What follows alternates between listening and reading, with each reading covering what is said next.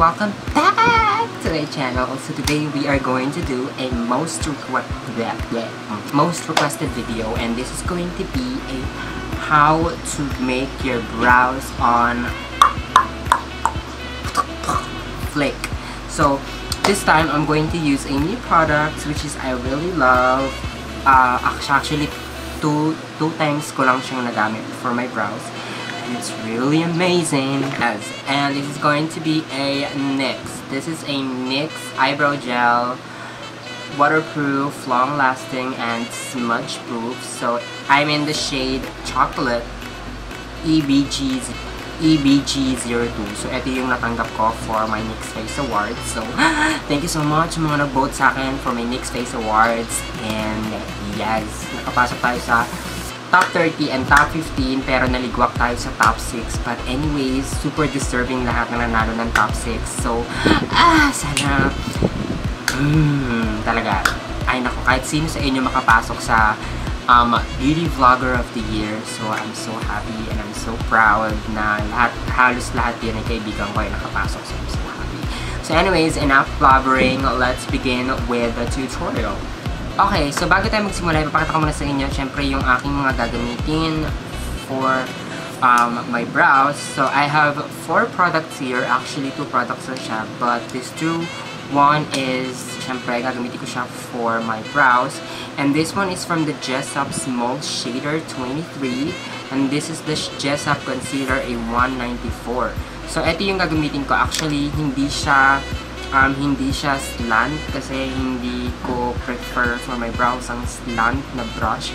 For me, mas gusto ko yung ganito, yung parang pointed Chirvaness at Labu.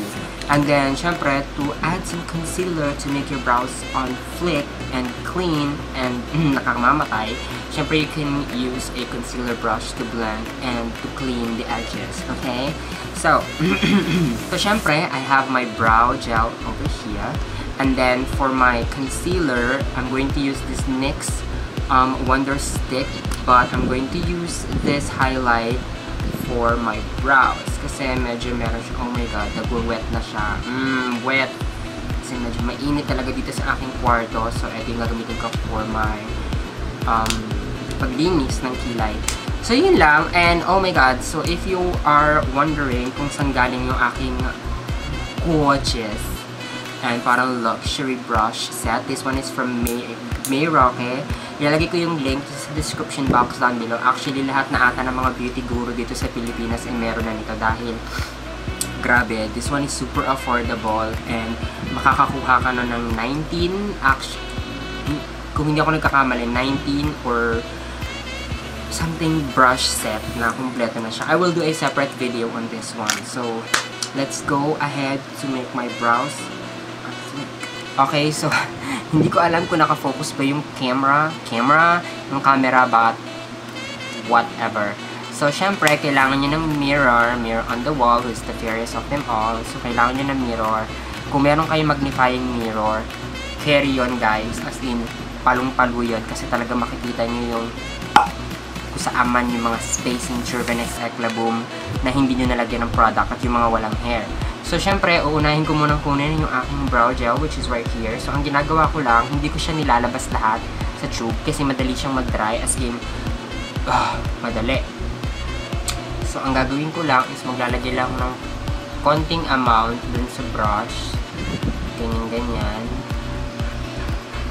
Then, magsisimula tayong maglagay ng product dito sa ibaba.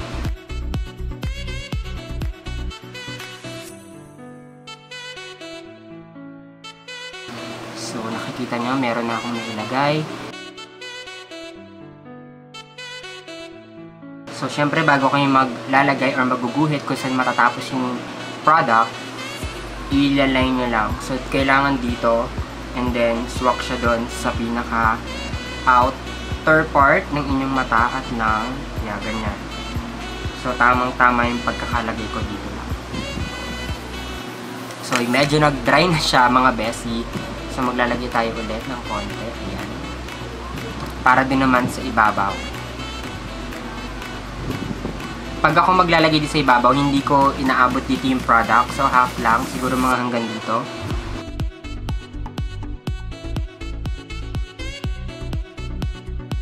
Then, yung mga naiwan na product dito sa brush nyo, syempre, ibabrush nyo lang siya doon sa loob. So, after nyan, take your brow spoolie. Ibabrush nyo yung product para ma-distribute siya dun sa loob ng hair.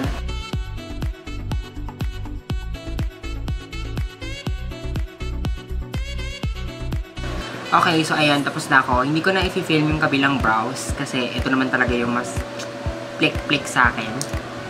Flick-flick. So, syempre, lilinisin. Maglalagay muna pala ako ng brow gel. So, ito gagamitin kong brow gel, guys. Pwede nyo siya mabili kahit sa 7-Eleven, sa Ministop, lahat. Diyos ko, dahil nagkalat ang EB. Pero, in fairness sa Everbelen, talaga nag-i-improve ang kanilang packaging. The product is really nice. And, yeah, so I'm going to use this EB Advance in Golden Brow Gel in the shade Golden Brown.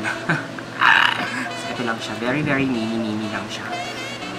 So, ang hindi ko lang type dito kasi parang yung filter niya doon is hindi na loose na. So, makukuha kayo ng bonggang product as in lahat ng products na kuha nyo. So, yun lang yung hindi ko bet sugaray dito, bang China, kasi ang dami mong malalagay sa brows mo.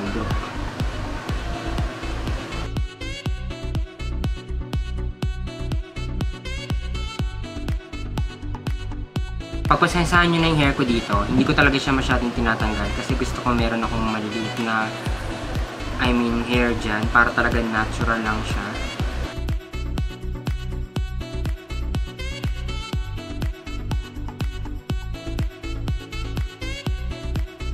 Yan, bago natin siya linisin ng concealer.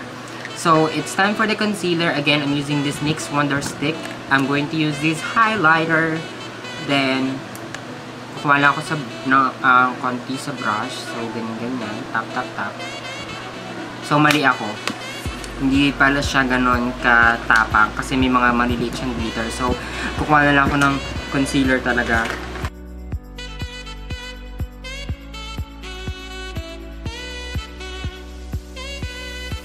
Ang ginagawa ko is ini-spread ko na lang siya sa aking eyelids kasi matatakpan naman siya mamaya pag naglagay ako ng foundation.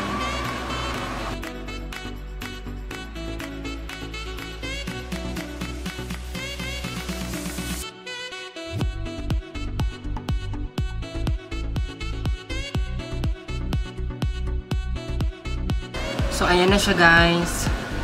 So, yes, tatapusin ko na yung kabila kong kilay kasi look at the difference. Mahalaga talaga sa atin ang kilay. So, tatapusin ko na yung kabila kong kilay, then I will be right back to you guys. Ayan, guys. So, tapos na yung aking kilay. Kilay is life. So, ngayon, pupunta na ako sa foundation, pero i-off cam ko na kasi I will do a separate video for my tutorial. So again, this is going to be a brow tutorial muna. So stay tuned for the full makeup tutorial on my channel. So again, thank you guys so much for watching this video and I'm so happy na until ngayon ay nandiyan pa rin kayo sa akin. Wait, Coke brush. Fresh na fresh ang kailangan. Again, thank you guys so much for watching this video. To all my proud family na ngayon andyan pa rin nanonood, nakasubscribe sa akin, nag-aantay ng mga bagong videos ko. Thank you so much. And sa mga nanalo dun sa aking last giveaway, which is Miss Bella PH, the Beauty Blender. So, congratulations.